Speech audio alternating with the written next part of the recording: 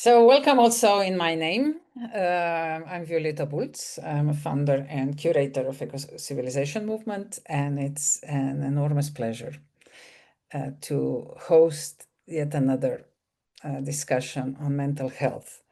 This time, the power of social circles, healing through communities. And as many of you have expressed already in the pre-session chit-chat, this is a very important topic close to your heart. So I'm really very much looking forward to today's thoughts, experiences, and of course, the guidance for the way forward.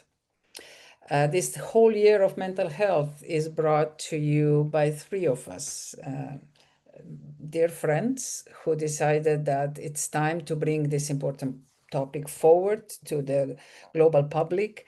And in spite of being a challenging topic, we keep going every month. And we've covered a lot of topics. And Eleftheria and Rajni have done an enormous job in bringing the right people and the right content forward in order to help us to create a systemic picture of what mental health is all about.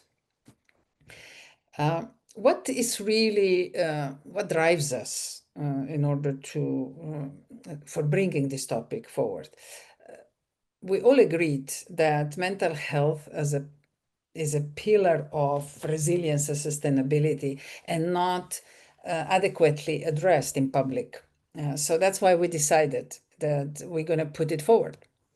We want to break the stigma around this mental health topic. And we do understand that this is one of the prerequisites for a better quality of life. And of course, what we really would like to is to empower stewards of societal and civilizational change to feel comfortable addressing the challenges related to mental health and, of course, indirectly related to our lives. This is the 7th session that we are hosting as part of Eco-Civilization Movement. Really in short, Eco-Civilization Movement is a disruptive cluster of people who care.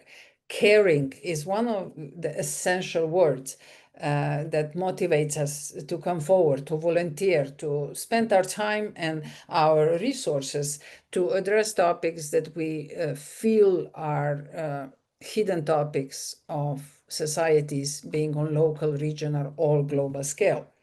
We hope to create a safe space for engagement, collaboration, and innovation, and possibly contribute a little piece to the emerging foundation of the future civilization.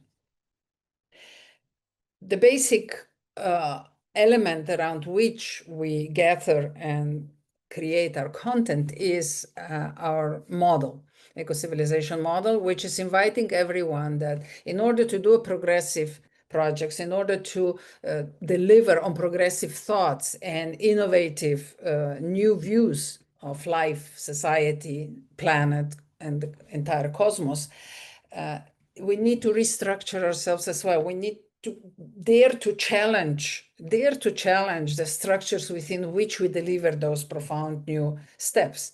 And this is just a teaser, really, that yes, we can imagine organizational structure of our societies, communities in a different way.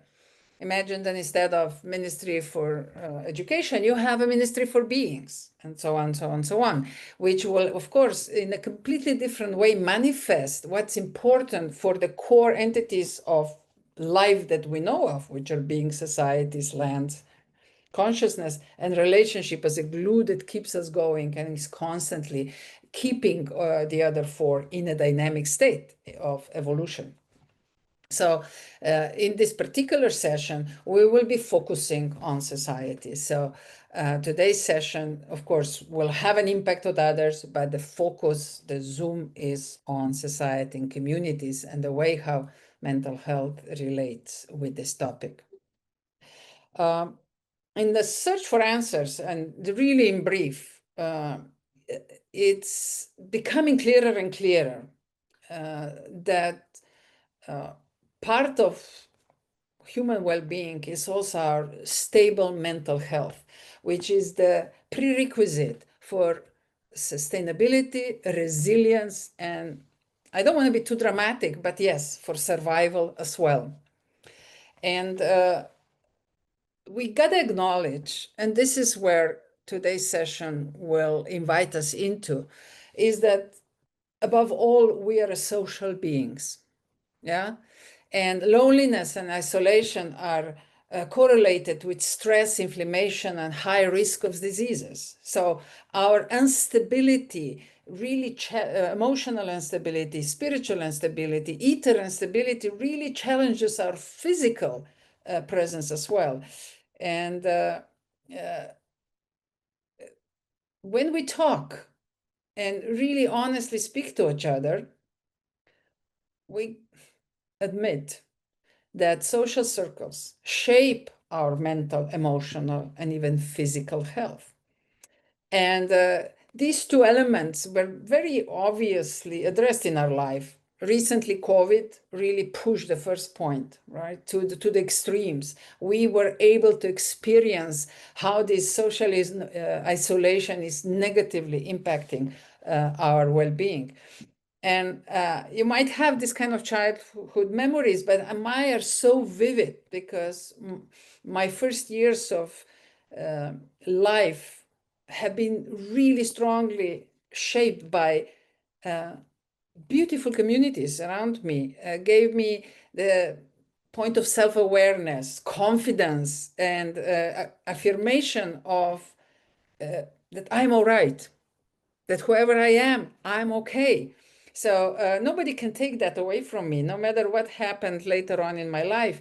I always had this childhood confidence, and I still have it inside me, with the respect for elders and just the playful attitude towards all my peers. So yes, the social circles do shape our state. And I'll say just this one more thing because it attracted me from a systemic thinker point of view, that in order to address this properly in the future, this year of mental health will not be enough. So Eleftheria and Rajni, we've already talked about possible micro or micro ecosystems of trust, compassion, and renewal, basically creating these healing circles that will continue and hopefully overcome just the mental challenges and move on into healing also the entire society, planet, and the way how we relate to the rest of the existence around us. So bringing the human heart and nervous system into a sync, we often say, and this is a nice correlation to another year of leadership challenge, when we say that the new style of leadership will be possible only when we connect our hearts and minds, because minds are short-term focused and only heart can give us a long-term perspective. But how can you do that if your mental health is not in balance, right? So this is so closely related. And I hope this message will go out. I hope this will be also the message of the book that we're working on. And as you all know, you're invited to contribute to the book, Mental Health, The Soul of Humanity, where we invite all the authors to submit it. We really want to get it out at the end of first quarter of 2026.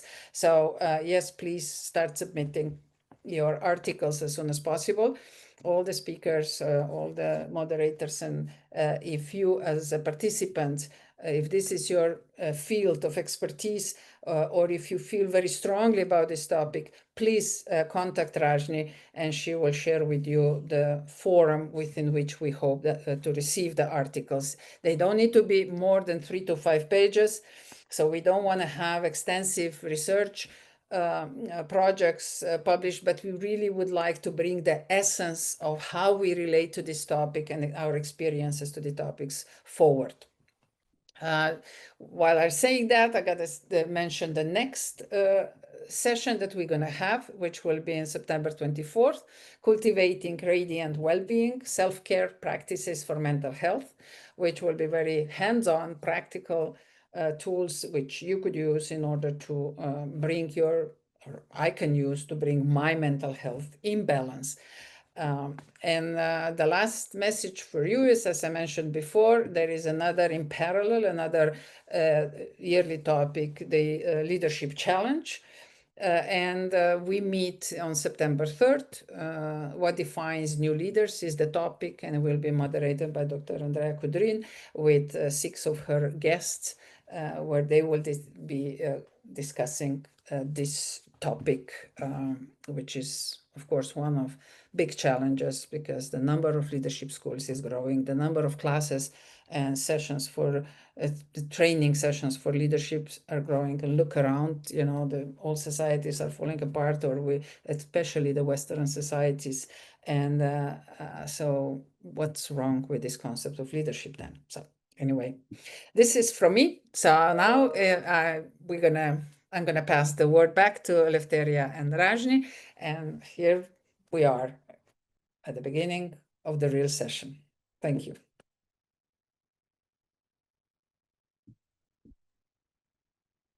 Thank you so much, Violeta, for that powerful introduction to our theme of the year, and specifically us gathering today on this beautiful and passionate topic.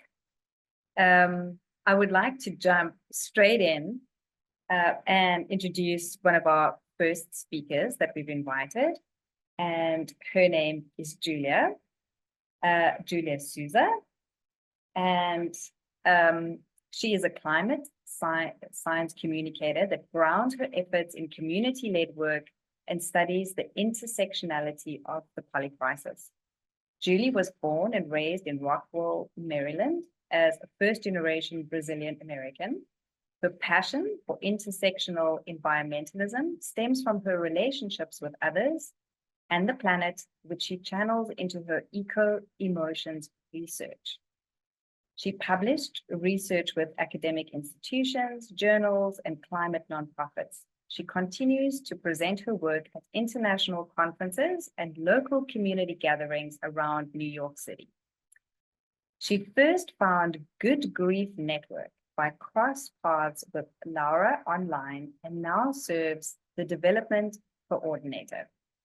Julie currently lives in New York City with her partner and spends her time enjoying a cup of tea with a pocket sign.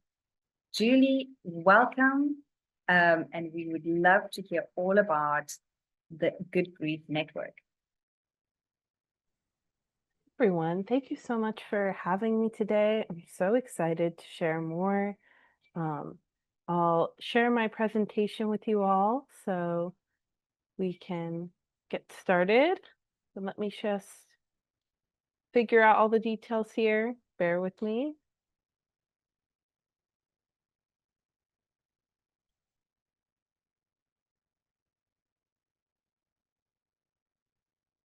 Okay.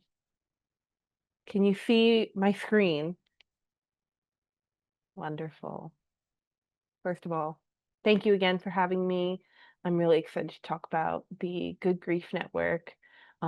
Before I jump into that, I wanted to just chat a little bit more about myself and how I got into this work. I was shocked to realize that climate change and humans are causing it. I felt anxious and angry and sad, and I was feeling those things isolated. I learned that despite my feelings of isolation, it's actually common to not only feel those feelings, but to be feeling them alone. And everyone has feelings about their environment, the planet we live on, and our relationships with one another. And so I dedicated myself to learning more via my climate mental health research. As mentioned, I've presented at conference and I've worked with nonprofit organizations such as Climate Mental Health Network, and been at those academic institutions. But from researching this topic, I realized that my knowledge was not the same thing as actually feeling my feelings. And so Good Grief Network not only welcomed that, but introduced feeling and community to me. And so in 2017, Laura Schmidt, Amy Lewis Rowe crafted GGN's flagship program, which is 10 steps to resilience and empowerment in a chaotic climate.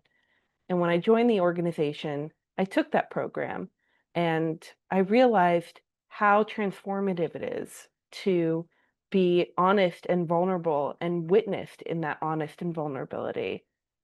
And so in 2021, the nonprofit was founded to carve more spaces for folks to experience this program.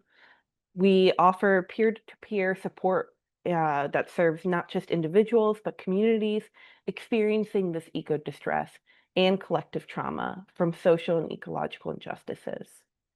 I was thrilled. I feel like I'd finally found a group of people that could understand the challenges that the world was facing and talk about them together. But with all that being said, those challenges are still there. And in 2025, we've had over 5,500 good grievers in our network, and they've experienced at least one of our incredible offerings. We've expanded our programs to include a facilitation training and membership so that you can learn to bring this 10-step program to your own community, a 5-step program specifically for teens and young adults, and so many other ways we've connected folks from around the globe. And I feel like if I've learned one thing, it's that coming together and continuing to choose to come together has really been one of the most powerful and impactful ways in navigating the poly crisis. It's self-responsive, it builds community resilience, it builds generative action. All the things that I think are incredibly necessary as we navigate this changing planet. And so I wanted to do a short plug. We hope you join our community. We hope you become a good griever. We have programs coming up, but if you're watching this recording later, we always have programs going, and we hope you come to join us. Everyone's welcome to participate starting either Thursday, September 4th or Sunday, September 14th. You can sign up with those QR links, but you can also chat more at the end of the presentation. And so I hope you email us. I hope you talk to us. I hope you see what else we have going on. Subscribe to our newsletter, because this is really the way that we can stay connected. Come to our events, come join us, be in community with us, because it really does happen together. Thank you.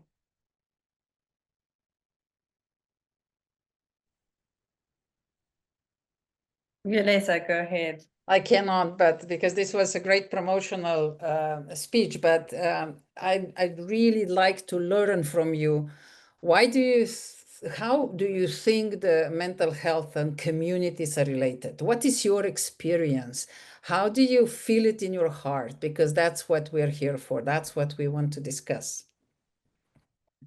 Yes, I think that's an excellent question. And genuinely, I do feel that the emotions that we experience when we experience them in isolation really are the antithesis to communities. The vulnerability, the honesty that comes from sharing with one another in community, the power of being able to say, I'm scared, or I'm sad, or I'm angry, and I don't need anyone to necessarily fix those feelings. I just need someone to see me in sharing that, and see me in being able to be honest about that.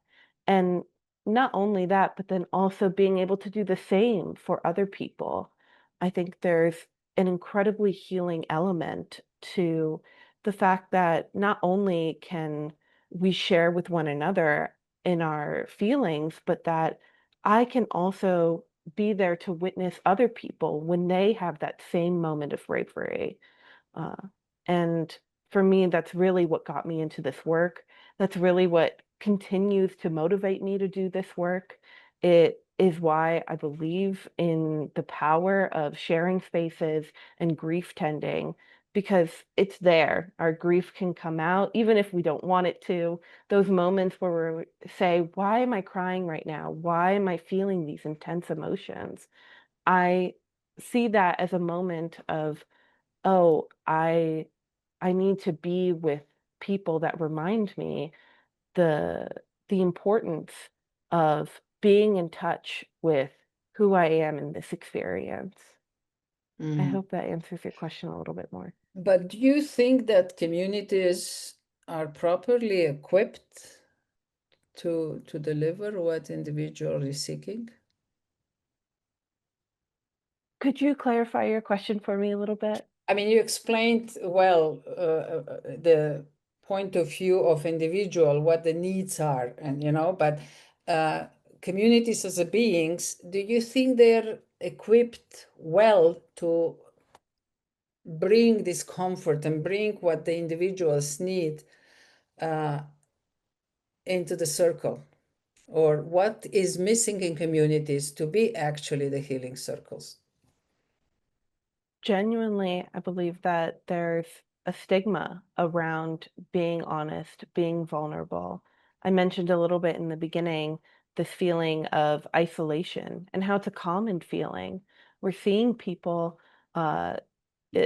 go into unfortunate bouts of depression, suicidality, and I think this is in part due to the fact that our communities are not unified, nor are they supportive of the idea that being honest and vulnerable with each other is messy. It is hard to share how you're feeling.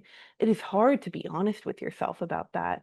And then it's even harder to vocalize it so other people can be there for you. And so the infrastructure is certainly not in place, I believe, as to where it should be to support one another in that. Community work isn't one that happens overnight. It's one that takes time to grow. And I see the foundation of that as one that truly is necessary, but also not entirely built on just our problems. I think coming together to talk about the things that we need help with is incredibly important and very necessary. But it's also important to talk about the things that we love, that bring us joy, that make us happy, that we do things together that make us happy. When there isn't a public space for you to enjoy the fresh air, the plants, the trees, the local animals, that impacts how we feel. Those things aren't just there, they are cultivated, they're cared for by groups of people that live in our vicinity. Those are ultimately our community. Those are the people that live near us, that live around us, that are most important to be together with, because when the next climate disaster comes and it's hard to face, such as a flood or a hurricane or a tornado, the people in our vicinity are really the ones that will be there to lean with us. They're the ones experiencing that together. And as I mentioned before, it's so hard to be vulnerable. It truly is. But it's also an important aspect of our survival. It's a systemic problem, and it's also one that can be hard for us to face in our day-to-day life. There's an element of both in it. So yeah. Thank Okay. you. Back to you. Yeah. Julie, I have a couple of questions for you. And my first question is related with Maybe we can go back to the full screen that we can see each other talking. Yes. Yeah. So, Julie, my first question is, how does this Good Grief Network adapt its program to the non-Western cultural context? Like, I'm from India, where grief and resilience are understood differently. Asians, I mean, it's an emotion. It's a universal emotion. It's a human emotion. You know, grief, resilience, we all experience it. It's an emotion. It's a strength also, weak resilient. But then in cultural context, how do you adapt your program based on different cultures? That's an excellent question. And what we do at Good Grief Network is our programs are shaped by the people that facilitate them and the people that come in our room. So our facilitators, we make an effort to train folks from all over the world. That's really one of the strengths at Good Grief Network, is that we're a community that we really try to have a large online presence, because we want anyone anywhere who needs or wants this or is feel called to offer this to come into our space and have a, a place to come into. And so what we really do is we come to our facilitators and we say, how can we best support you to offer this to the people that you know, to the people that you know that need it most or that want it most? And we realized that that really takes, one, a little bit of facilitators understanding their own communities and the places that they come from. But two, also the adaptability to understand that, maybe what we're doing in certain parts of the world aren't going to work in other parts of the world. But as you mentioned, at its core, we are humans with feelings about where we live. That can be universally understood. And so we try to come back to that and remember that we're just trying to be honest and vulnerable and brave in the fact that we're doing that. And so heavy reliance on our facilitators, but then also our good grievers, the folks who come into our spaces and say, I need this, I want this. We honor that, we honor and welcome that. And we also say, how can we better serve you? We will often have, or we're trying to have more what we're calling culturally responsive teaching assistants. So folks that are in the room, perhaps especially in a group where we're not all the same shared identity, we all have different experiences. And it's important and valuable to not only feel that you can bravely show up in that space and be vulnerable in your experiences, but then also there is someone there who can help navigate if, it's someone else's first time. And as humans, we make mistakes. What's important is, after we make that mistake, what does repair look like? And can we be able to go down a path of repair that honors the people involved? And so those are a little bit of what we're trying at Good Grief Network, knowing that it's a process, that we will continue to adapt and learn what it is people most need when talking and feeling the feelings related to the poly crisis. Uh, Thank you so much for answering this question. I have another question for you that comes from negative emotions, as we were discussing just in the beginning. And I would really appreciate if you could give some example. Of course, theoretically, if you can explain, well and good, but because examples are very easy to understand. So my question is about those emotions which, as a society, we label negative emotions or not socially acceptable emotions like envy, shame, or some sort of hidden resentment towards someone. They often, sit under grief. And how does your model help participants name and process those harder to admit emotions? Yes. That's a great question, because the emotions that might be difficult to face. And at Good Grief Network, we try to invite folks into the space. And even if they are feeling that shame, that negativity, that those difficult to process emotions, we emphasize, one, they're not necessarily bad. There is no, quote, bad way to feel. We emphasize the idea of, we're not here to fix you. No one's here to fix you. We're here to hold you. We're here to witness you.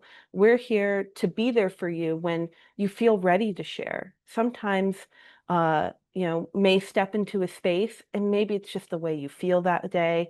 Maybe it's the way you've been feeling for a long time. You're not ready to share. You just want to listen. You just want to be able to say, I'm here, I'm with people who get it, and I want to just be in this space.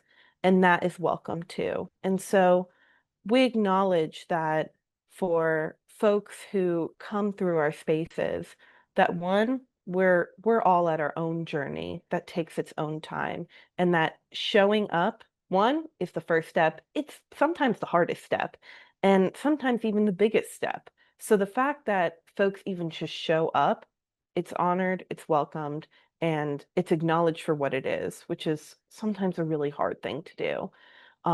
But two, especially when sometimes those emotions that are hard to process and feel like it's too heavy to hold by yourself, witnessing others in their bravery and expressing them and crying. Sometimes we just hold cry spaces. We get together, we cry.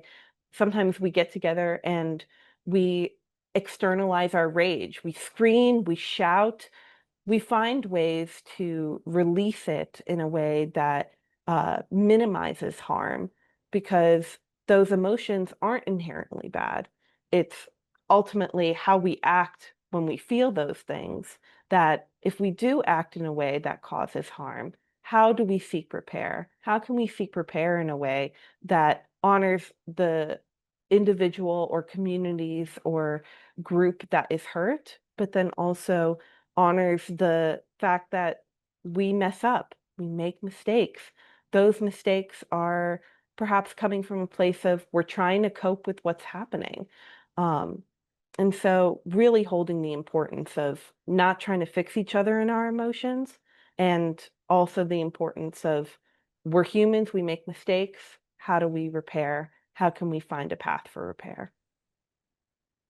Thank you. Thank you so much for that, Julia. I think that's a super important point, is that repair in community. Thank you for your presentation and for taking us a little bit deeper into community and community building, even from a multicultural perspective. And I think, as Violeta mentioned, we really are a social species, and we kind of forget that we're neurobiologically wired for community. In our isolation, we've forgotten that we're a social species. And so I think we are remembering how to be in community, and that we're actually all walking each other home. So I find also that in crisis, like especially Slovenia experienced some floods a couple of years ago, and there's lots of fires.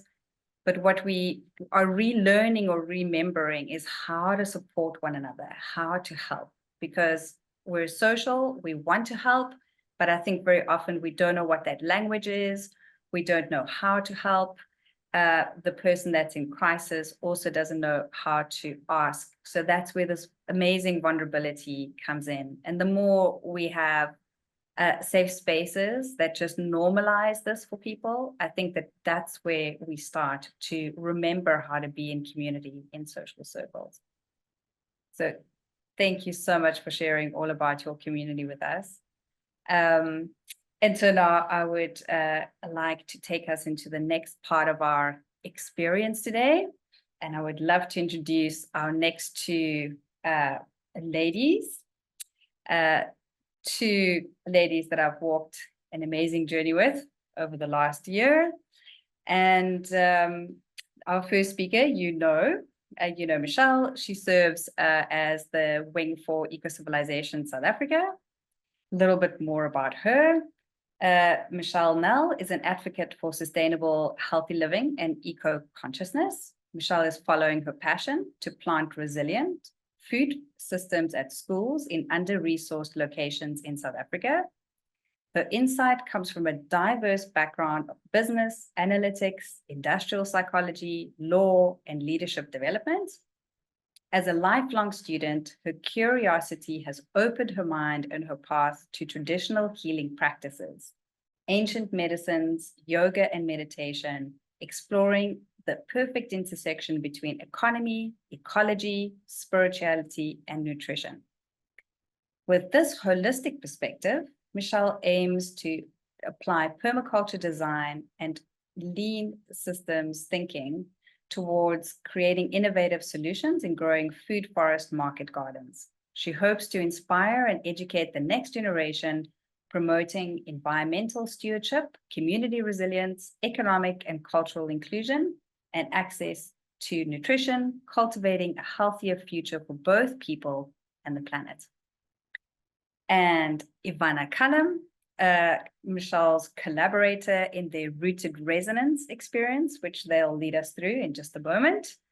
Ivana Culham is a systems or field cartographer, guide, Root to Rise circle facilitator, and co-founder of Web of Wellbeing, a UK-based social enterprise reimagining education as a sacred act of care.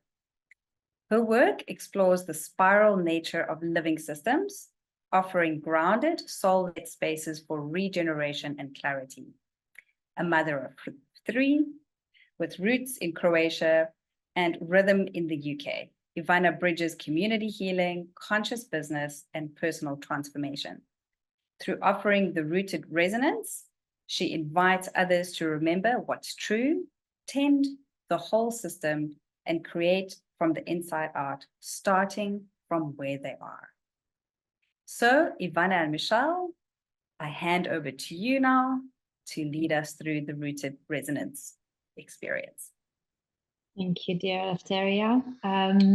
Okay, I'm going to start with the sharing our little presentation that helps us root us into presence. Definitely for me. I don't know about Michelle, but I can get lost on the little pathways. So first of all, thank you so much for having us here today. Both Michelle and I are super excited to share this experience with you. I think what's really, when we sort of thought about the topic of societies and communities and healing, really sort of spoke to us as being patterns of belonging in so many ways. We are, as you say, social beings, and our living circles, are places where we can heal in our communities, and our systems that clearly are sort of falling apart in many ways can be also healed. So to sort of set the scene, really, Michelle and I have designed this not to be just a presentation, but actually something that you can all have a lived experience of a circle on a mini scale, because ordinarily we'd probably have a good 90 minutes where we would gather, whether it's online or in local communities. And we're going to really look at, before we sort of start, one question really to sort of start kind of having a sense of, when we talk about systems, I invite you to, because we're kind of a little bit limited in terms of how we would normally do that. We would do it in a conversation, but I invite you to kind of maybe use a chat option to kind of post through your answers. Keep it short. When you talk about system, what would you say one word would reflect on what comes to your mind when you talk about systems?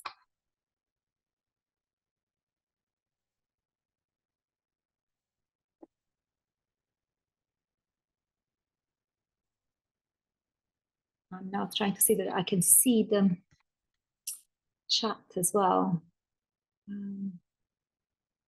Michelle, are you able to see the chat? I am able to see it, and we're getting some responses through. Interconnection is one of them. Thank you. Any of our other participants? Frustration is another one. Support. Ones I often hear as well is restrictedness, kind of strict boundaries, restriction in some ways. Yes, so that kind of some of the themes that come up really. So the other thing we would ordinarily do is take us through a meditation to just settle. So with that, I'm going to do a very short one just to settle us into this part of the session. And because the rest of the kind of presentation that we have or lived experience, it will be a little bit like a meditation, through this experience. So if you just take a moment and just to ground ourselves, and whatever you feel safe, whether just eyes open, eyes closed, either way, you get to decide what feels safe for you. Take a moment to take a few breaths in, just noticing where your breath currently is. We are not here to change it, just notice where it is.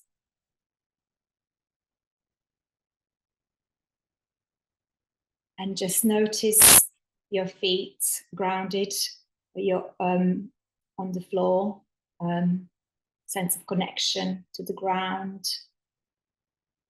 And maybe just sense of roots, like energy connected to the Mother Earth. They're like a little soft threads, like shoots reaching down. And as we take each breath, we can maybe perhaps notice that our breath can deepen a little bit deeper into our bellies. And with every out breath, for the moment, we can just exhale what doesn't belong here in this moment. Also notice the sense of connectedness to the divine creation behind life, the life force. Everybody's going to have a different name for that. Somebody might call it gods, someone just divine creator, energy behind life.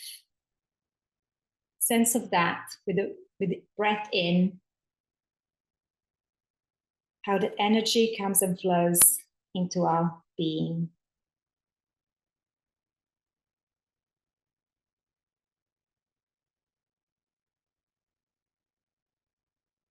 We recognize in this moment that we are connected to the Mother Earth and to the energy behind life.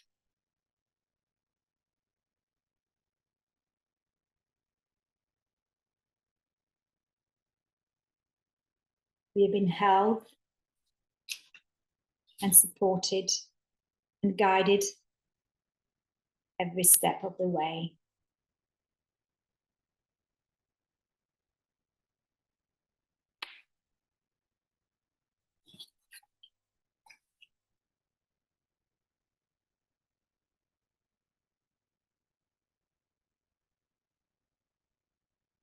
So hopefully that has given us a little bit of sense of quietness in our body. And noticing the beating heart.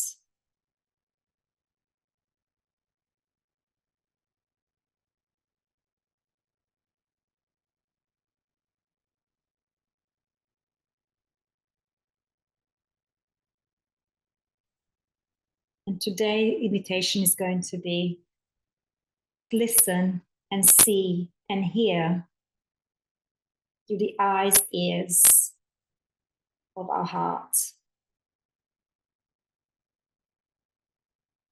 So let's just take a moment to start feeling our hands and feet again, and slowly bring ourselves back to the room. As I start introducing really how this little flow is going to go, dear Michelle is going to take us through looking at systems and design thinking, as systems as being not being static but alive and interconnected and responsive, and design thinking as a way to observe whole systems, their functions, patterns, and shifts. Systems exist at every scale, ecologically, familial, personal, social. And questioning inherited and maybe rigid patriarchal structures in contrast with nature-based organic systems, and systems as living mirrors that reflect back hidden beliefs, inherited patterns, and unspoken rules. Well, after that, I'm going to take us into the spiral nature of evolutionary change. How does it already happen? Systems are not linear. They're spiral, expanded, release, return, and adaptable. And the alignment with Root to Rise Heron's journey and inner transformation arcs, drawing the parallels between all these different maps that exist. And we might not always be familiar about all of them. And the invitation to let go of what no longer serves, to compost and regenerate. And cycles of integration and emergence within the self and the wider system as well. How do we all relate to all of that? And ultimately working and moving towards harmonization, and the spiral as a map of continuous becoming, not a path of fixing. So with that, I would love to hand over to Michelle to take us through her part.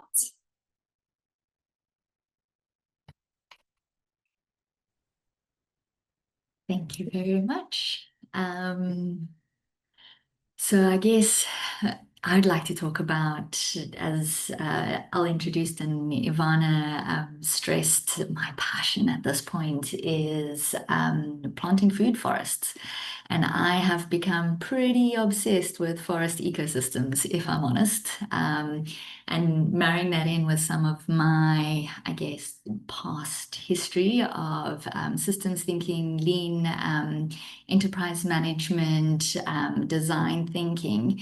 And what I found so beautiful is that the forest provides us a beautiful framework, a living systems map for us to understand ourselves as a system, our community as a system, the broader ecology that we live within as a living system.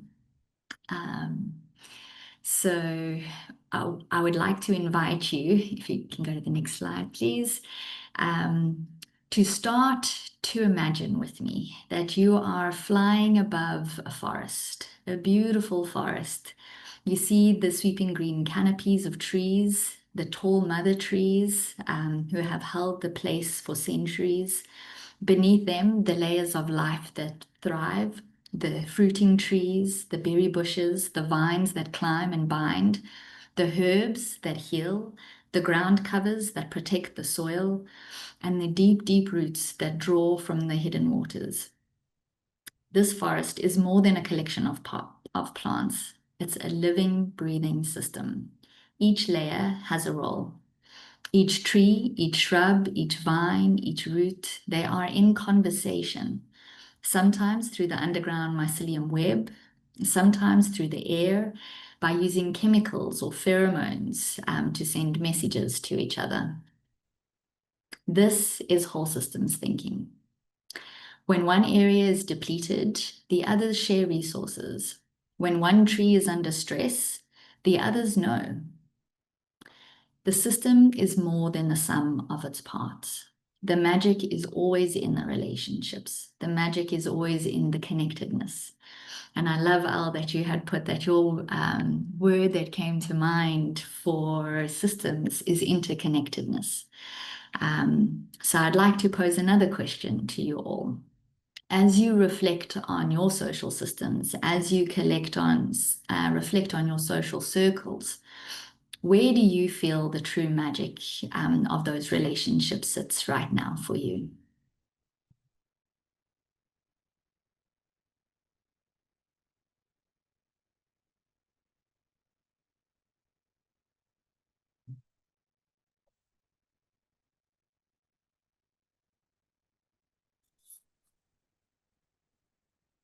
While we're waiting for any answers, Michelle, what would you say yours does?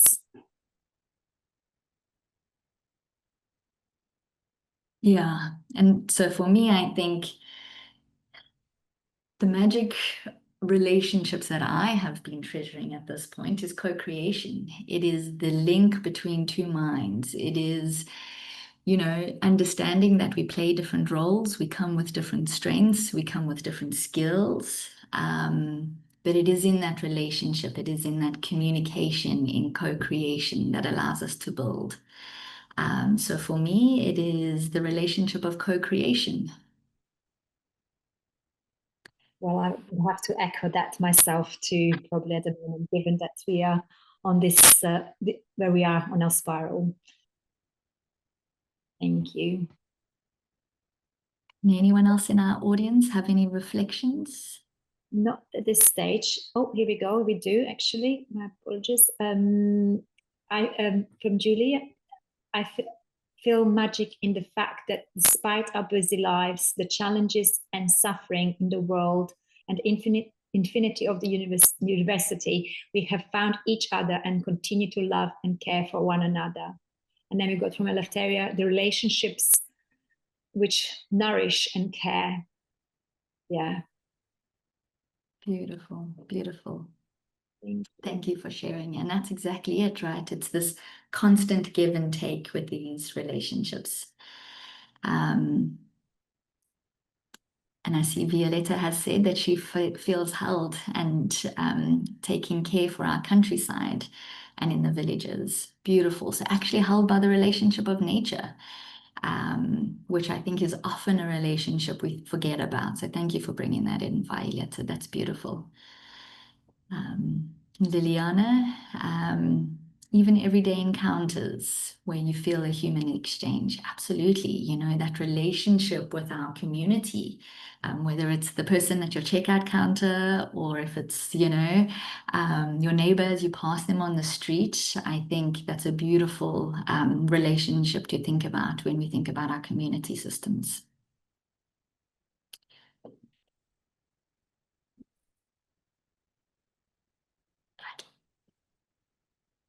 Now imagine that you are a bird circling above the forest.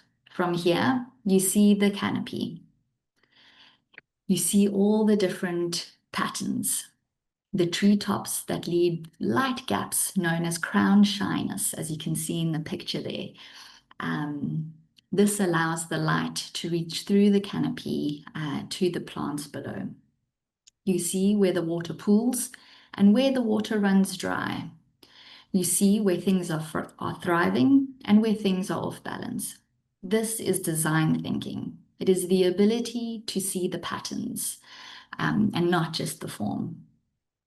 It's not reacting to the surface. It's not just trimming the branches of a problem, but it's really tracing it back down to the roots, to understanding what is causing it.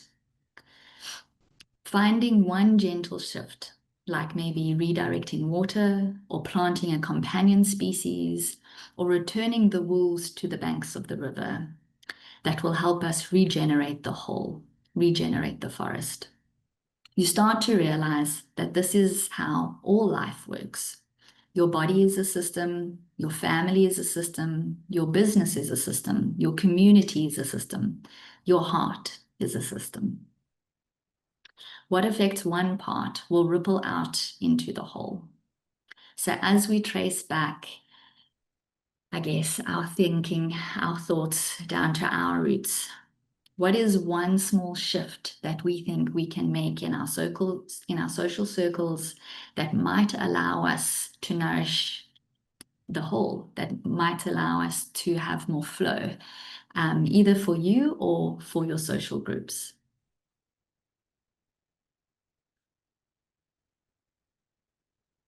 Yeah.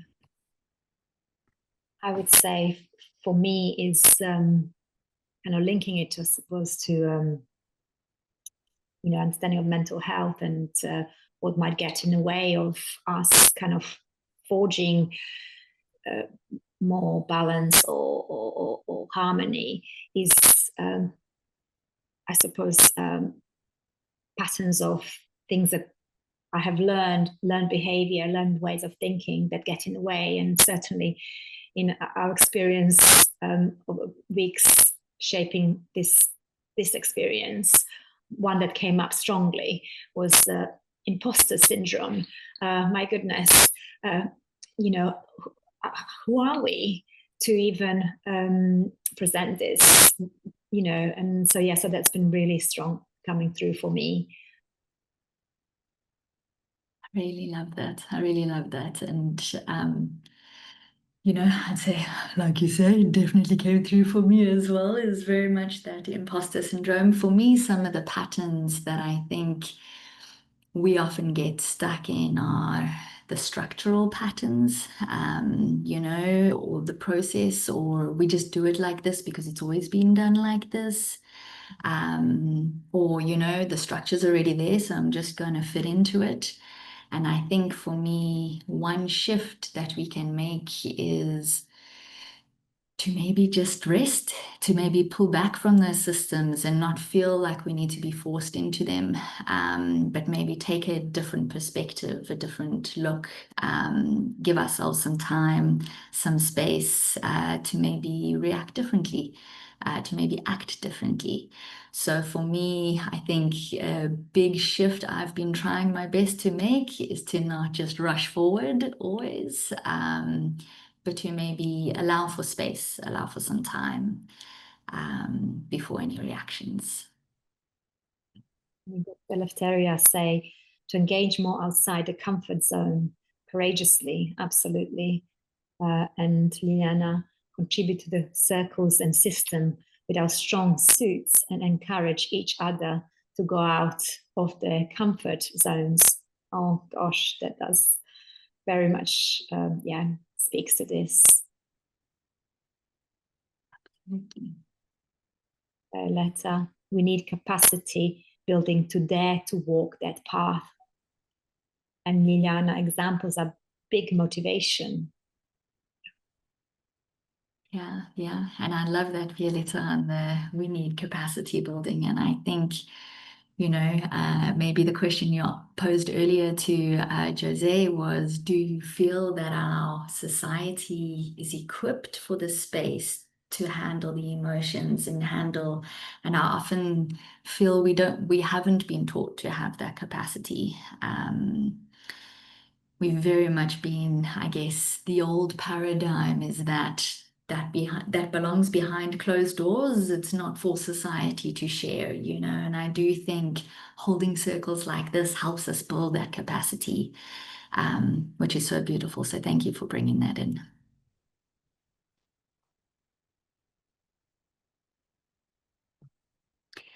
Now let's drop down into the soil. Feel how nothing is wasted in a forest. Old leaves become mulch. Fallen fruit feeds the ground. Death becomes nourishment.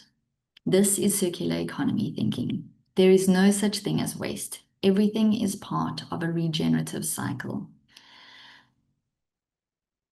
So I ask you, what pattern or habit in our social circles feels ready to be composted to make way for the new?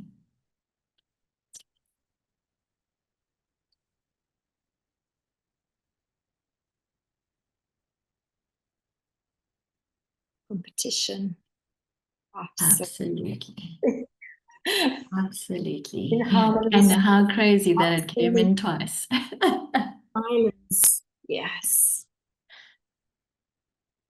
Yeah, yeah. And what beautiful golden threads we're seeing here woven together, you know, and I do think that the old paradigm of competition is a huge blocker for us. It teaches us to hoard and hold on and to gather versus this view of circular economy, of being able to release, allow it to become food for something else, you know, so that the new can flourish, so that we can be in cooperation together, we can be sharing, we can be co-creating, you know, which is so beautiful. And Juliana, your silence. And the shame please go ahead. And the shame from Julie also feel like interconnected, don't they, Michelle?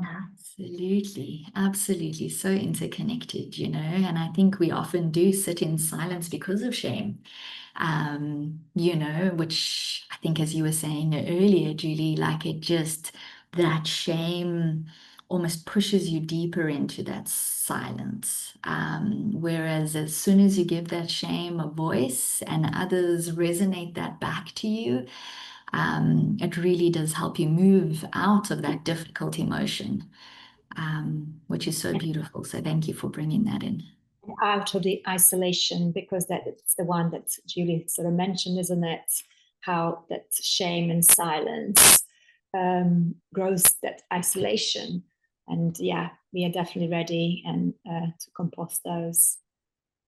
Absolutely. Now listen closely to the resonance in a forest. Bees find flowers through electromagnetic communication. Rain comes when it is called by the trees. Fungi grow and decompose where they are needed. Each being attunes to the others, just like tuning forks in a room. This is sympathetic resonance. When you are rooted in your own true nature, you attract the right people and the right ideas that resonate with you. You start attracting what resonates with your system, which will then nourish the whole. So again, the question I ask you is, where in your community life do you feel resonance? What sense of being are you attuning to? Where are you feeling supported? Where are you feeling in rhythm with others? I love this question. Well, for me, it's easy. I've been part of the Root to Rise facilitation course and community has been absolutely transformational for me. It's shifted things for me, leap bounds. Yeah, really supported each other and stuff. Yeah. What about you, Michelle? Yeah, I mean, absolutely, you know, being blessed to be part of this circle of women, which, you know, Al was wonderful in creating that space of rhythm where we could all attune and be called together. I must say also for me, in this eco-consciousness movement, you know, I think there is very much a feel within the societal context. If I think about my society as my online society or my immediate community here in South Africa, it seems like a little bit after COVID, you know, there was this awakening to we are part of our ecosystem. You know, so I'd say for me, I've been feeling quite attuned within the eco-consciousness that I've been feeling. And I have to say, I echo in terms of eco-civilization. I've only attended a few rounds of webinars, and there's deep resonance to my experience as well. Then we have from Licia with my host Picasso. Yes, it's news to you, but yes, we so know, don't we? Yeah, and from Violeta, wherever challenged by the natural forces, community comes together. We are good also having fun. We are yet to learn how to do so in our day-to-day life activities. Yeah, and Julie, at my local compost center, yeah, and my dog from Alicia, and for me, my family, you know, my family, my children and my husband, Eleftheria, in communities where we share values and find a connection points in communities where we don't share values. Absolutely, absolutely. Yeah, and I'd love to just comment on Violeta, on your chat here, you know, that whenever we are challenged by natural forces or even by unnatural forces, you know, community has this beautiful way of coming together. You know, and what I have really loved learning about as my focus has shifted a little bit to indigenous cultures and ancient wisdom is the beautiful ability of these ancient cultures to come together in community to have fun, to celebrate, you know.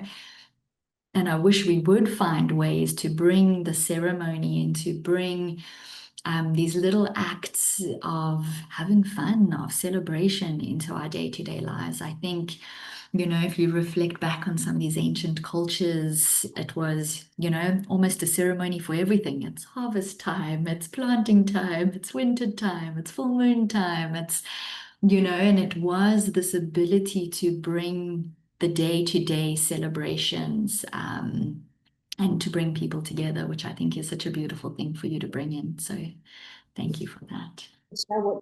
When you sort of talk about that, what that means, like what I recognize in all of that is like there is a nature's design at play that calls us, like, right, to gather in those ways. And so all of those ancient civilizations and communities and indigenous communities, the way that they've got structure, let's say structure, perhaps a framework in which they work is based in nature, isn't it? And there appears to be almost like a rhythm to it, natural rhythm to it.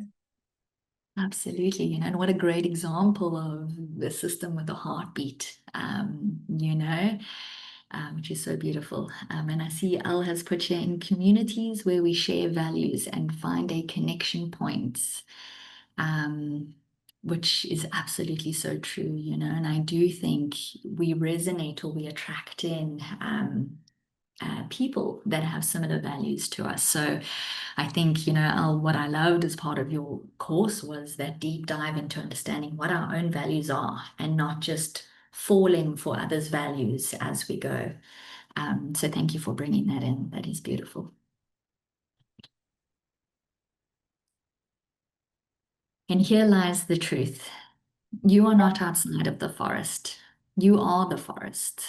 Your breath is part of the global climate. Your nervous system mirrors the health of your family, your community. Your inner forest reflects and shapes the larger ecosystem. You are a microcosm of the macrocosm.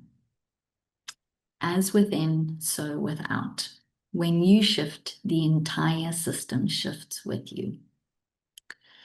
So the last question I have for you is, what is one quality of belonging or care you'd like to embody more so that it ripples outwards into all of your social systems? And Rajni, I see you've said empathy. Absolutely. You know, I think that is one of the deepest ones is, you know, not needing to feel sympathy, not needing to be like, oh, I've also been there, but being able to feel empathy and being able to see what others are going through is really such a beautiful one. We've got also radical acceptance from Julie, and surrender from Violeta, which also definitely speak to that. Absolutely. And actually just before this, you know,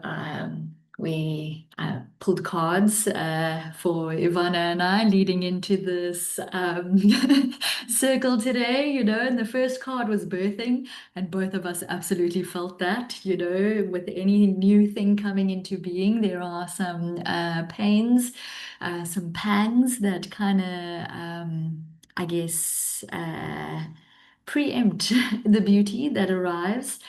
The other card I pulled was fairy magic, and I was like, you know, fairy magic is usually something's gonna, you know, pop out of the woodwork. There's gonna be some surprises, and I thought this morning, oh, today is not the day for fairy magic. You know, within 5 minutes, all of our electricity dropped, lost all Wi-Fi signal, went outside, and they repairing emergency repairs in the signal, I mean, in the electricity in our whole area and surrounds.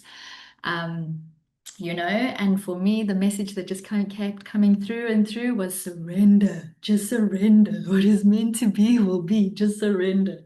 So Violeta, thank you very much. I think surrender is one of those that, yeah, I've needed to work on quite a lot and embody a bit more. And I think that leads so nicely into trust. From Eleftheria, because you can only surrender when you trust that you will be held. So again, beautiful threads that are coming through here. And also love from Liliana, active listening. I mean, I love the magic of that, what you brought, Liliana. Yeah. Yeah, I have also pulled some cards.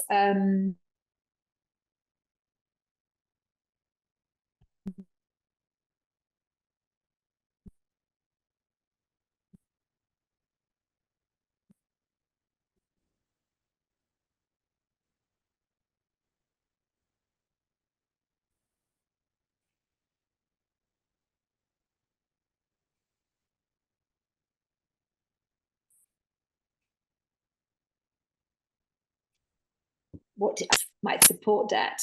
And these cards are so beautiful because they give us the old sort of trigger statements that we would sort of normally say, right? That we need to transform into something else. So from I can't do that to maybe truer statement, I am a light and I can.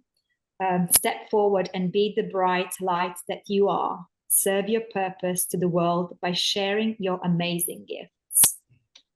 So it's just so, the synchronicity of this has just been just so beautiful how the answers came in. So yeah, love that.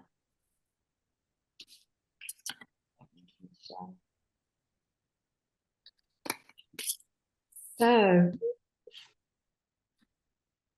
as we kind of, thank you so much, Michelle, for setting out the field, mapping it out for us from a kind of high perspective. And now we move in and look at how change actually kind of happens and moves. And my job today will be to guide us through how living fields change and how they change round by round, like seasons, a spiral. So the invitation is really to listen, get curious, perhaps if there are things that we might have strong opinions about, sometimes it's welcome to just, can we put them aside for the moment to allow the capacity to perhaps hear something new that might support us to get into greater harmony. So spiral, not straight line. And the invitation is now to look at our own relationship to the different systems, to look at our own inner systems and how it relates to the outer systems. And what is it that we can perhaps do that can be a catalyst for greater change. So as we know in forest, we do not see a ruler straight path from seed to oak. We see circles that do not repeat exactly, but each ring on the trunk is a new round. I see this is how nature beautifully reminds us of the spiral nature of change. Our schools, councils, clinics, or teams, or families, or even our communities are like that. We meet the same themes again and again, but each time, either one of us not being the same, or not being in the same place, or the many moving pieces. So there is a question for you. In your chosen social systems, if we are to choose one for this purpose, just one social system to walk this through, what theme keeps coming back, but perhaps each time in a new way? As I was looking at that, reflecting, you know, I've got a family of 3 children, and one that often would come up was each term, the homework tension, or starting a new term, nerves would show up and tension. But each term would look different. We would all be in a different place, new age, new needs, and with having new eyes. So I'm curious what might come up for you.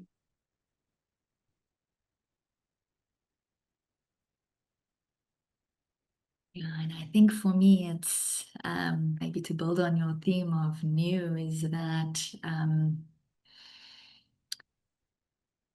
as much as we don't feel like there's a lot of new, I also sometimes feel like there's constant new. And I do feel that the more I root into myself, you know, and spend more time knowing who I am, every time I'm facing this something new, I'm facing it with more strength. I'm facing it with more resilience. I'm facing it with more confidence, maybe because I have rooted into myself a little bit more. So for me, I loved how you said, you know, we face these things or these patterns again, but always from a new space, which really resonated with me. I love Violeta's one here, do not lead. And I think that is so, so true, you know. Yeah, who are we to lead at the end of the day? Everyone should be leading themselves, right? So, you know, yeah, I really love that one, Violeta. Al has said transformation, death, and rebirth. Absolutely right. It is that constant cycle, needing to let go of the old to allow for the new to come in, which is really, really beautiful. Julie's grief, I mean, on each round of it feels different.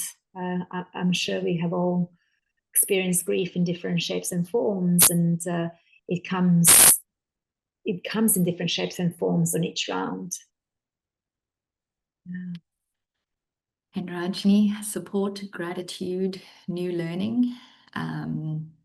Yeah, I really love that. You know, for me, gratitude is a daily practice. But again, you know, every day you face that practice, you're facing it a little bit differently than the day before. Yeah, and learning new always, you know, you've learned so much before, yet when you face your new learnings, you're facing it in a new way. So I really love that. And Alicia, I like what you put, people with different values and stuck in their old ways of competition. Absolutely. And even then, even let's say people can be stuck in their old ways of competition. We are not victims of that. We can show up to that differently each time. I certainly have experienced that, being a mother in a very leafy suburbs of London, Surrey, where it was keeping up with Joneses, kind of competition going down. And soon enough, I thought, what is this? I don't need to be part of that prevailing system in place, a social system in place, and how in the moment I did that, things shifted. Yeah, and people with different values, we learn so much from each other. We can expand on our values too. And Rajni, we are stuck in a pattern unless lesson is learned. Yes, absolutely. It will keep on happening. Absolutely. That's what Michelle talked about, that nature being the mirror to us, reminding us, are you stuck here? Yes, thank you. Thank you. Wow. Now we move to let's look at the spiral nature of the woodland field in early spring. One patch is breaking down into soil. Another lies quiet under leaf litter. Another shows tiny shoots. Well, we can also look at that. Our social systems are the same. Some parts need composting, some need a quiet season, and some are beginning to grow. So yes, we know that in terms of our social systems, but what our inner systems are equally facing that. So my question to you is, where is most energy now for you? Is it in composting, resting, or growing?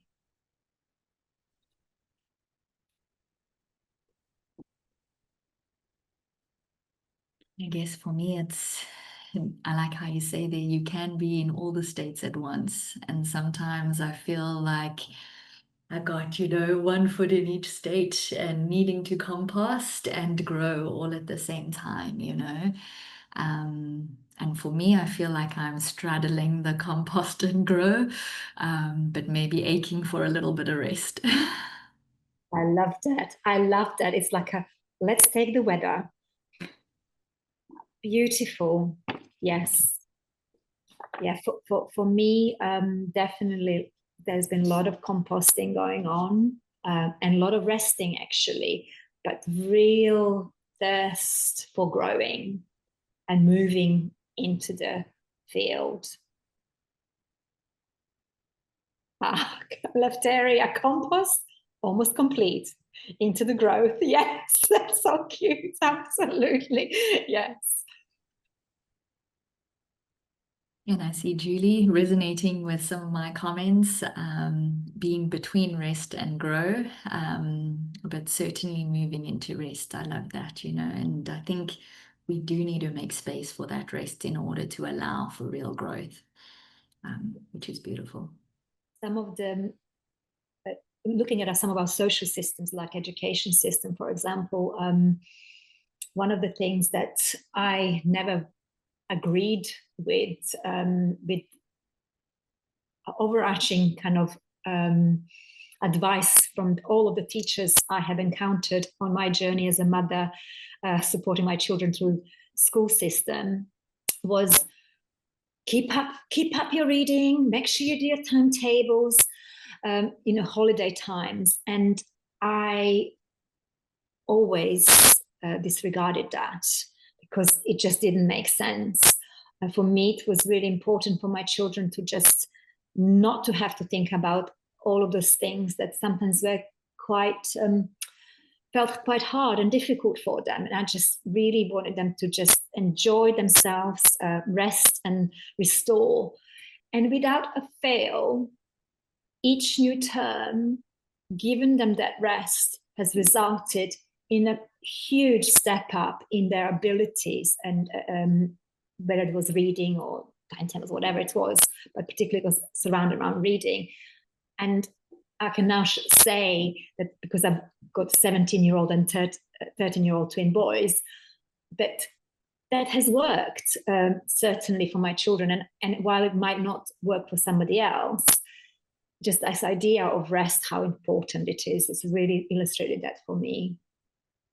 Yeah, I love that. And I think, you know, if we extrapolate that out even into maybe our working systems these days and the always on culture of the digital nature of our systems these days, you know, you're expected to almost respond immediately, even if it's in your evening hours or even if it is whatever, because, well, you get the email on your phone, you know, and you're expected to always be in this grow state, in this go state. And I don't think we allow for space in our systems for compost and rest. But actually the huge growth spurts you get once you allow for those spaces is amazing. So Indeed. Okay, well, let's move and talk a little bit more about compost. Compost is the art of release.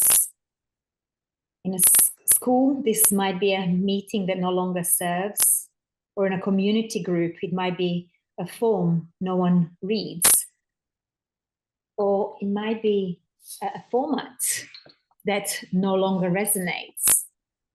So we honor what it gave and then return it to the soil so the whole can breathe. So this nourishes the whole by expanding the capacity to see what is new to emerge, and it feeds that. So my question to you is, name one thing your system could benefit from being ended that would nourish the whole.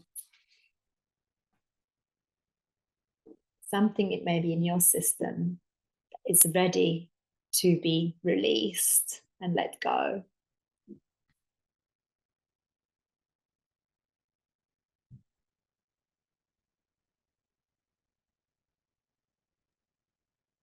Lavelle's comment, the stigma around mental health.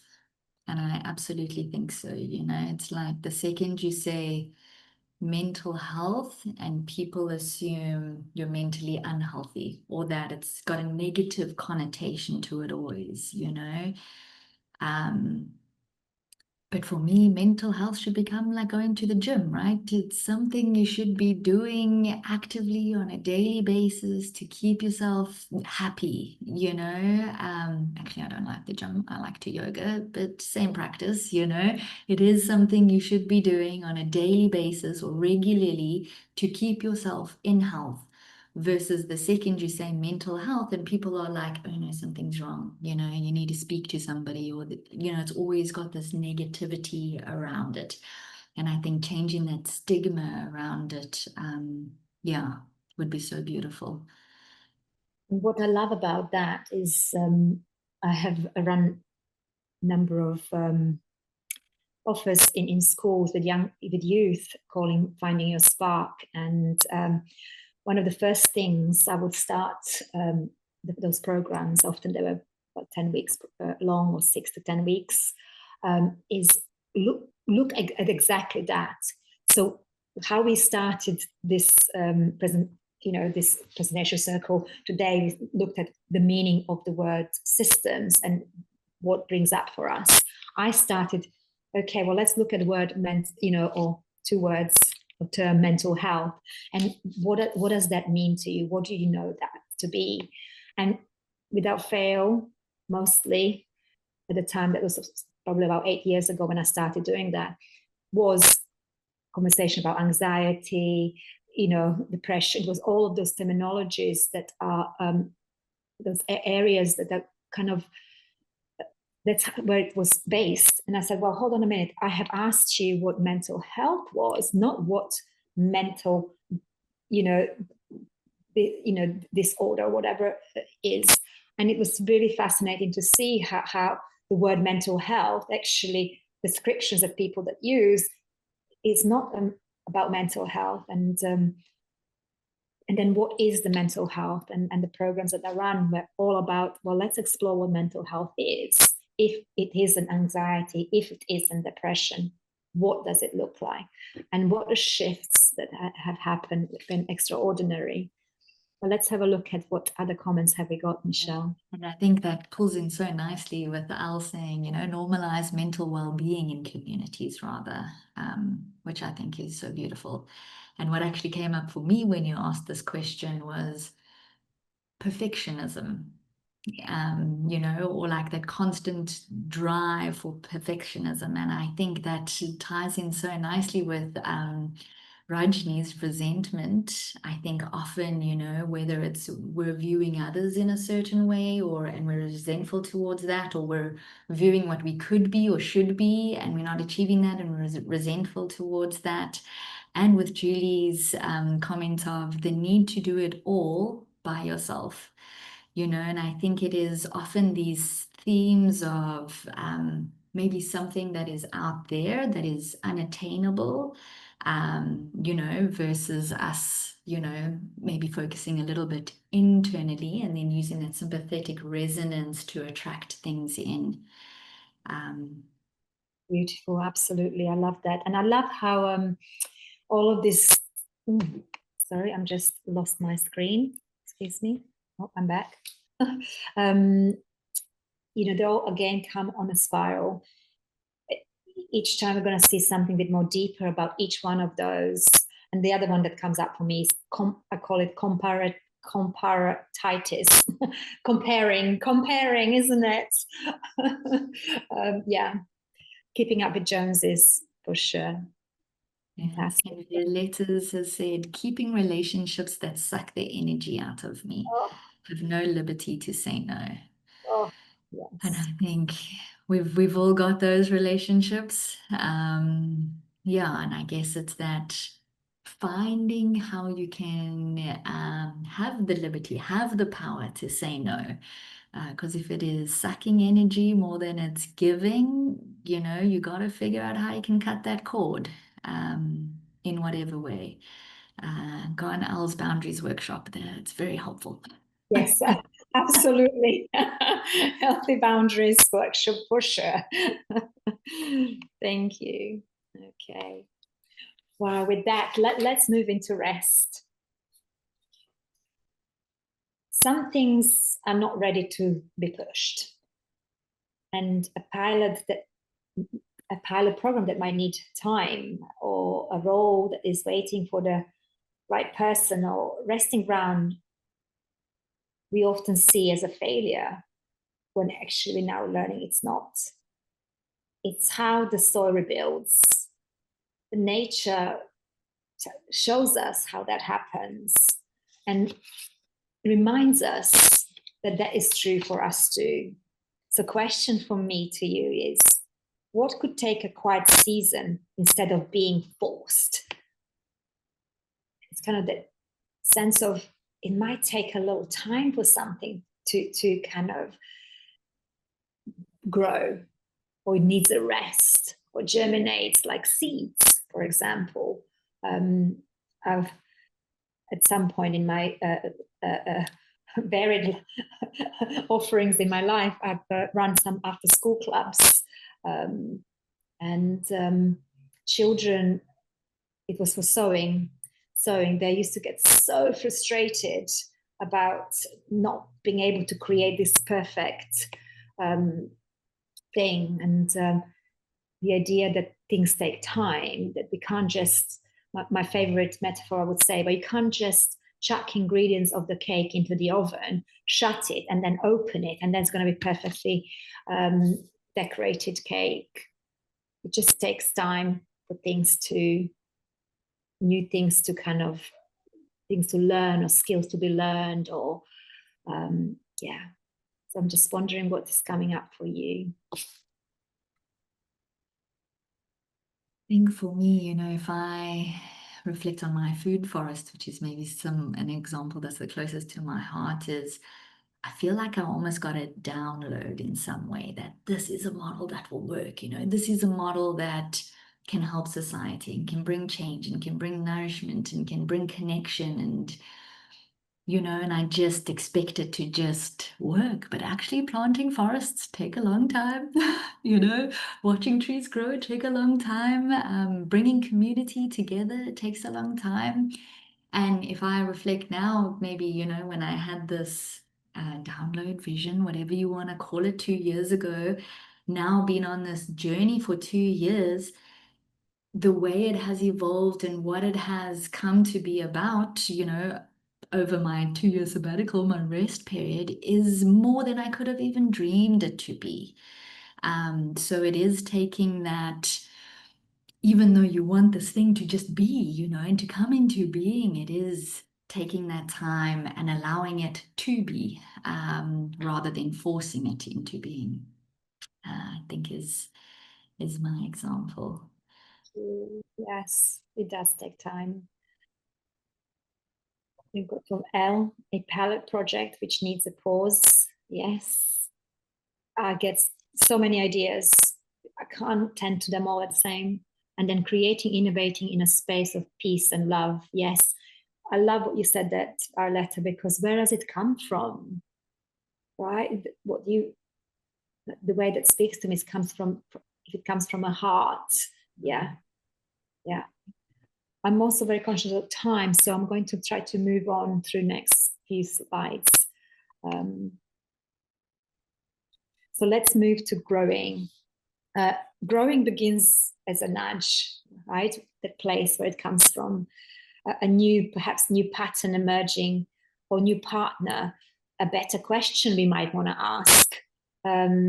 Maybe we might want to have a short check-in that changes the tone of the whole meeting. Maybe courageous questions or curious minds. Ultimately, we are not here to scale the seeds. We are here to tend them. The question is, what small new shoot is worth tending in your life?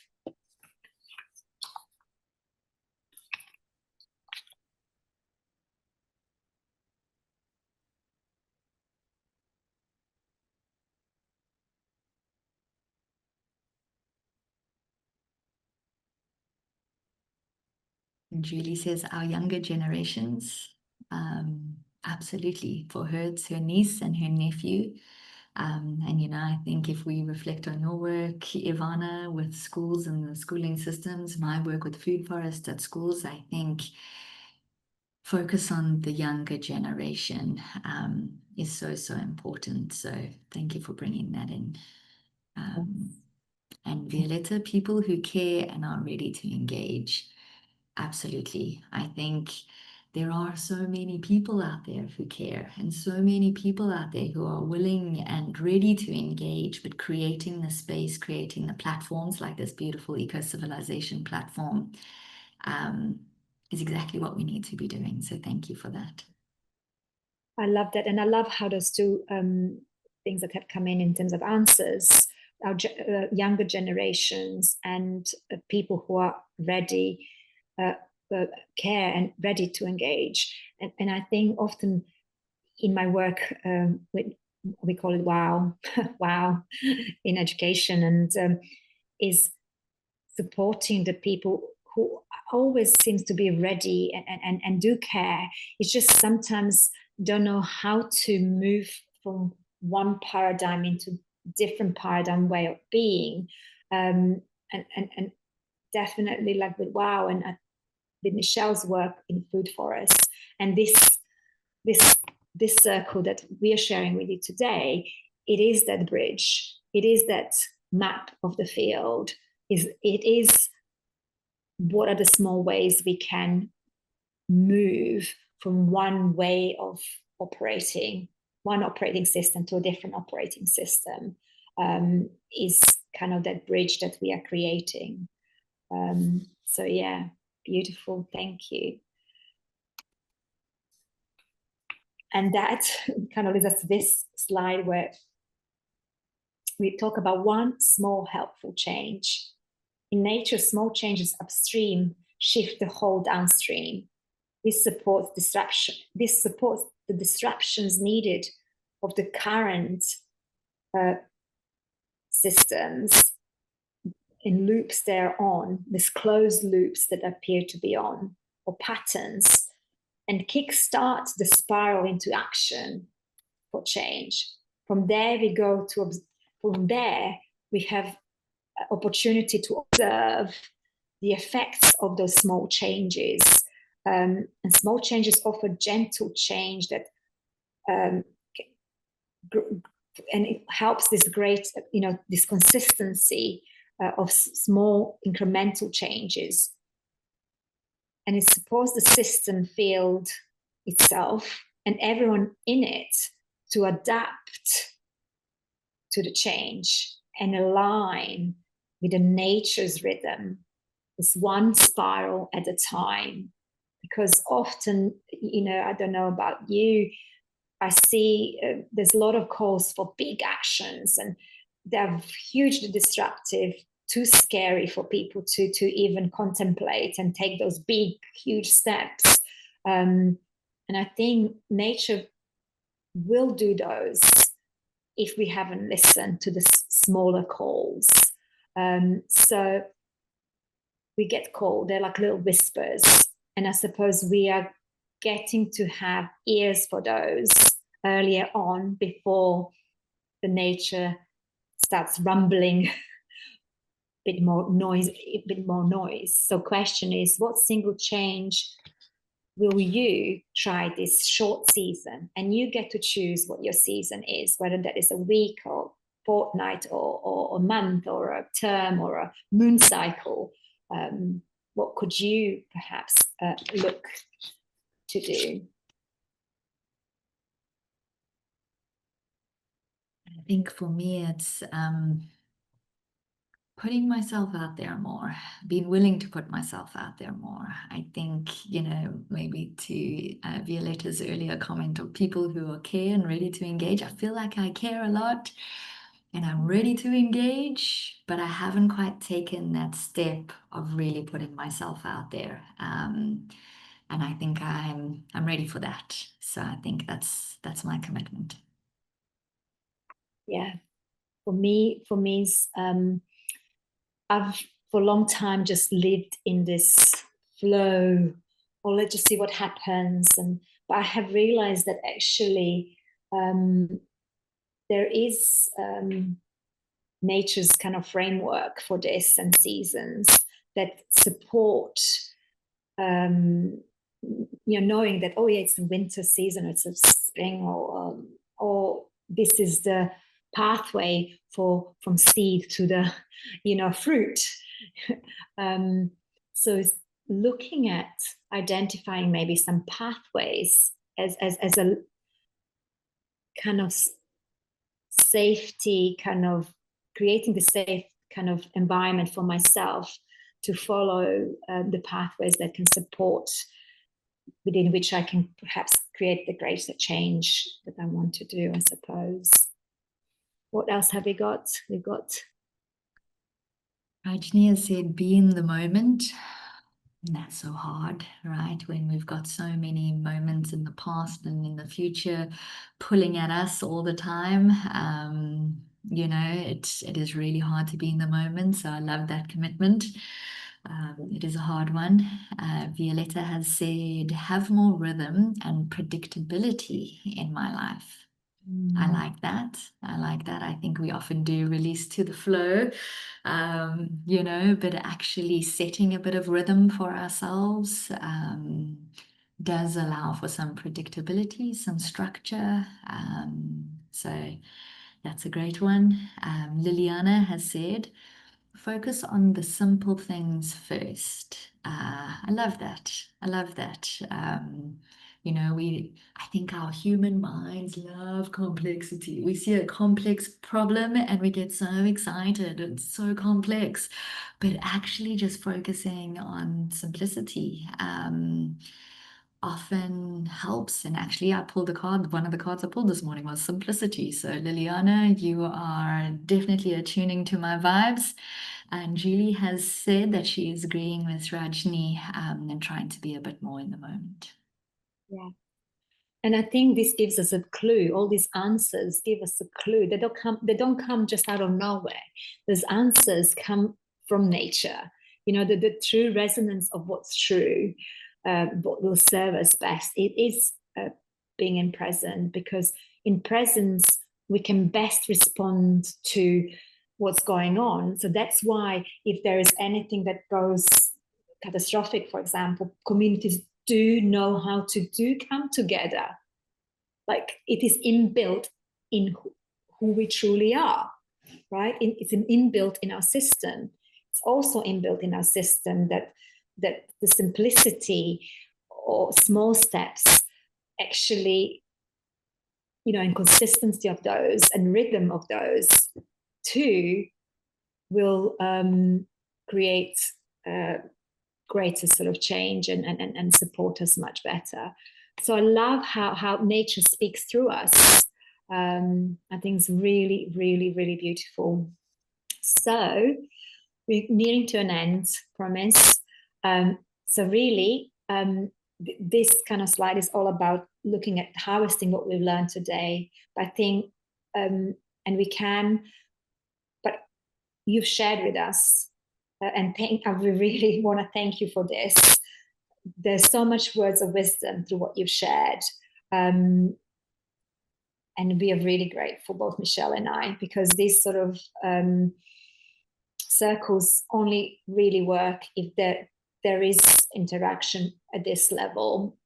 And I'm super surprised. I don't know about you, Michelle, how much I was really worried how difficult this might be getting responses through messages.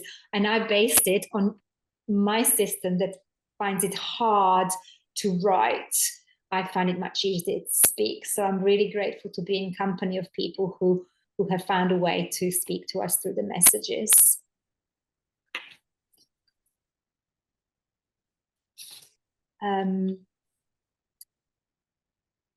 So I'm just going to share the next slide with us. We're going to share the PDF of this with you and take it away. And this is just, you can just draw it if you like. I've really enjoyed creating this, but you don't have to use it. Being able to check in with ourselves on regular basis, whether that is, moon circles that you join or communities that you join through your grief network, Julie, or any of our communities that we are part of, checking in with each other or ourselves, first of all, and looking and mapping out where our field is, where our energies are, what are we tending, what is, composting, what might be needing a rest, or what might be emerging. It's a really helpful way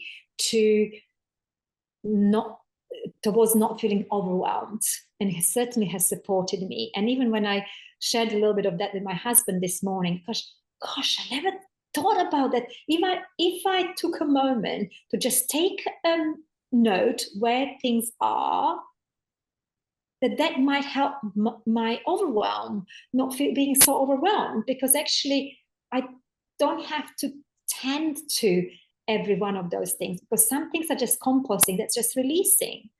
Resting is just resting. I don't have to, there's only one out of three things perhaps I need to tend to. And suddenly thinking I've got all these three different things, actually I only got one, it reduces the sense of overwhelm. And I think it's proved to be quite a helpful tool if you want to sort of use that term towards that. Michelle, would you like to add anything to that? I guess just as we're coming to the end of our section, just a huge thank you to everyone. Really appreciate you looking with us, using the forest as a framework of a way to see ourselves as part of a system, as a living system. And I have loved being in community with you, and just am so appreciative to Violeta and Eco-Civilization for creating these platforms for us to come together in community to share and to heal. So thank you very much. Thank you, Michelle. And absolutely, and just to sort of, I echo what Michelle said, and I think what my hope for whoever gets to listen to this webinar, and for you as participants, and for me and Michelle too, to remember that there's a lot more we can do than we thought we could. You know, we are nature, and we have the power of the nature running through our veins and through our hearts. So thank you.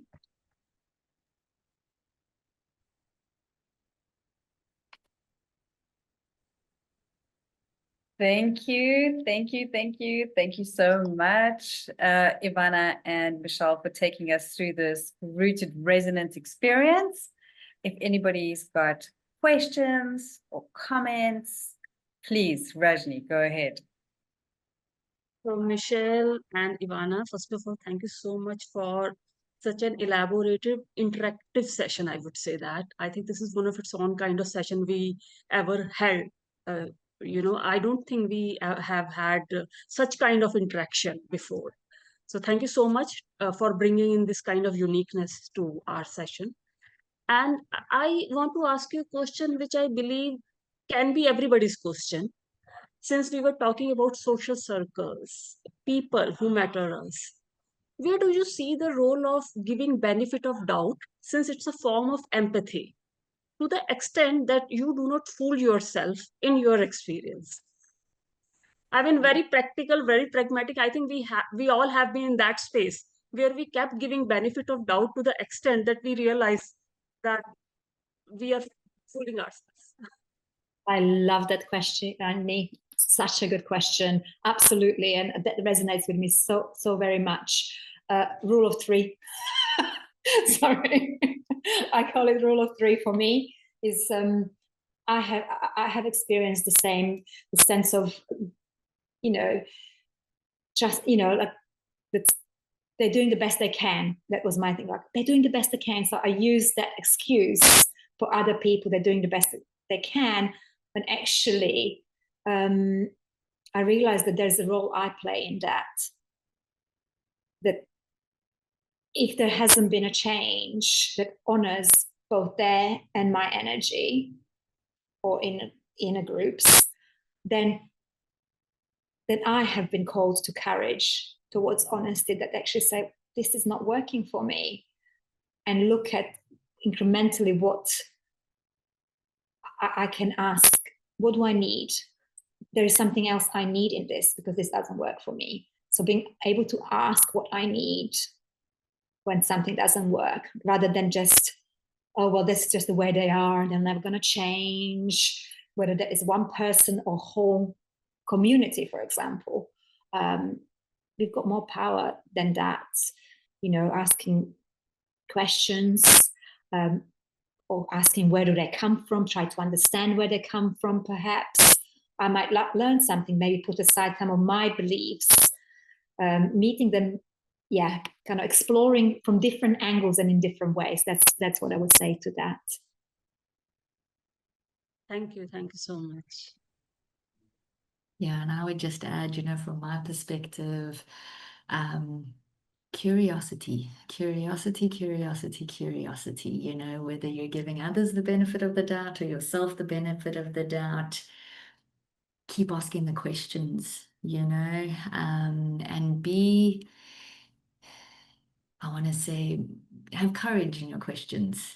So yes, give the benefit of the doubt, but be willing to ask the catalytic questions, the hard questions, you know, to help yourself or the other kind of settle that doubt, for sure. Yes, makes sense. Thank you so much. And I would add, train yourself to be able to handle them. Agree. I agree without question, because as soon as you ask that a catalytic question, you say, oh, I wasn't sure if I was ready for that catalytic question. So absolutely, it helps us to grow too. Yeah. Like, our own resilience. We talked about resilience, didn't we, earlier on? Annie talked about that. This is how we grow our resilience. Right. And I think our apprehension is we don't want to burn the bridges. Yeah. We don't want to burn the bridges. Oh, so we keep giving the other one. Yeah. Don't shake. Absolutely. When they say don't shake the boat, Yeah. it's okay to shake the boat. It's good to Okay, shake to shake the boat. Yeah. I think if we think about it in terms of a whole ecosystem, that, you know, I always believe that our triggers are our teachers. And so these people that challenge you on, you know, the benefit of the doubt are probably some of your greatest teachers, and they play still a super valuable part of the whole ecosystem. And so we can,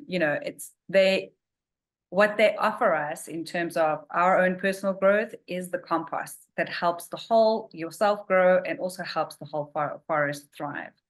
That's so true. Eleftheria, I believe, please go ahead. Please go ahead. What I want to add to that, absolutely, because and it's not just people, it's just circumstances, experience that Michelle and I have had. Michelle's electricity, this and that.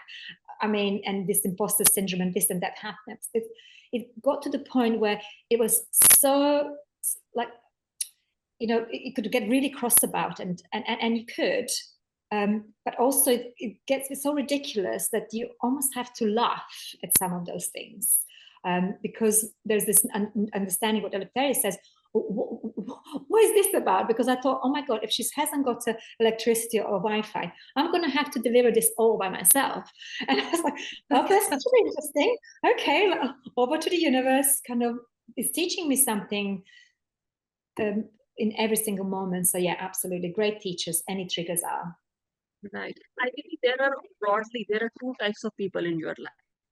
One are enablers and others are teachers.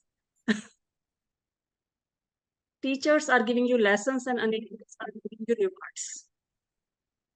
I mean, that's my way of looking at the people around me. True. Well, ladies, we've come to the end of another amazing webinar on mental health. And I wanted to thank you all for hanging around until the end. I want to thank all the listeners for listening in the replay. Gratitude to our three speakers, and also great gratitude to my fellow collaborators, Violeta and Rajni. It's always such a pleasure to co-create with you. And so we wish you all a really peaceful week further, and we'll see you at the next webinar, either for mental health or for also our leadership challenged. Leadership challenged. Thank you very much. See you at the next so one. much.